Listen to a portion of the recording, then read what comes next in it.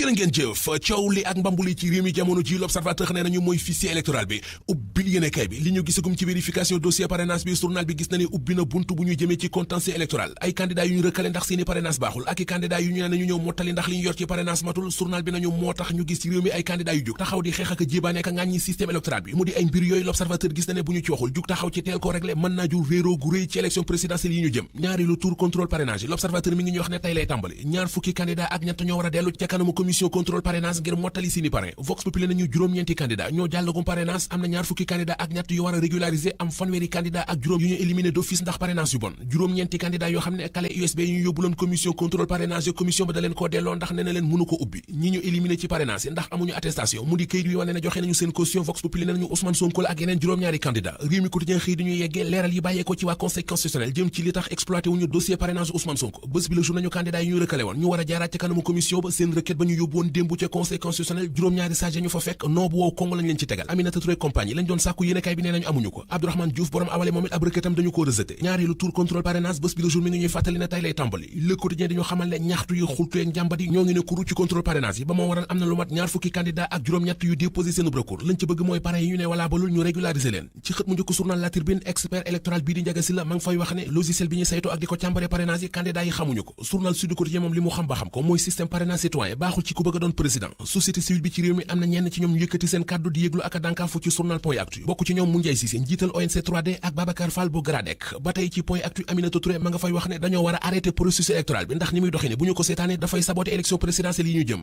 coow lu bari la am ci fichier électoral bi moo waral direct news di laaj ci diggante Sénat direction générale des élections ak conseil constitutionnel kan ci ñoom moo ci fichier électoral bu baax bi li ñu nar a gis ci élection yi te du doon lu baax enquête dina kay nee nañu mooy candidat yu jigéen yi ak ni ñu néewee juróom benn lañu muy professeur Amsatou Sow Sidibé di Anta Babacar Ngom di Aïda Mbodj di Rose Wardini di Aminata Assome Diatta ak Aminata Touré te ci ñoom juróom benn kenn kott di Anta Babacar Ngom moo jàllagum parrainage leneen li enquête dina kay gis ci candidat yu jigéen yi mooy ñu bokkoon ci élection présidentielle yi 2019 yi amul kenn ci ñoom ku bokkaat ci yu 2024 yi ñu jëm ñu dem ci football bi équipe nationale Sénégal bu football bi doon football démb ak waa Niger ci match amical ngir tàggatoo ak waa Sénégal laata ñu dem Côte d'Ivoire stade dina kay mi ngi ñu wax ne li ñu gis ci footballu gaynde yi démb ponum pir la dàq na pon waaye pon dàq na ko ne match ba ci 1-0 ci la mujj te laata ñuy am but ba sonn nañu record yéene kay nañu budul woon ak Formose Mendy muy dugal butub Sénégal bi match bi di waaj a jeex kon lambaay dana ñaaw Formose moo sauvé opération tàggatoo ba lise ko nañu am nañu victoire ci kaw Niger 1-0 waaye victoire ba na la ko yàlla nëbb ne footballkat yi Sénégal yi bari na ci ñoom ñoo xam ne démb kenn xàmmeewu leen woon Ismaïla Sarr mu feeñul fenn Iliman Ndiaye mu meloon ne ku newuloon ca terrain ba akum Nicolas Jackson moo xam ne bañoon a dugg sax a gënoon duggam ba lise ko ne nañu lii mooy li feeñ ci match sub démb ba sour soit nañu Sadio Mané may séetu ba tax mu raté match sub démb bi bokk na ci li gën a compliqué mbir yi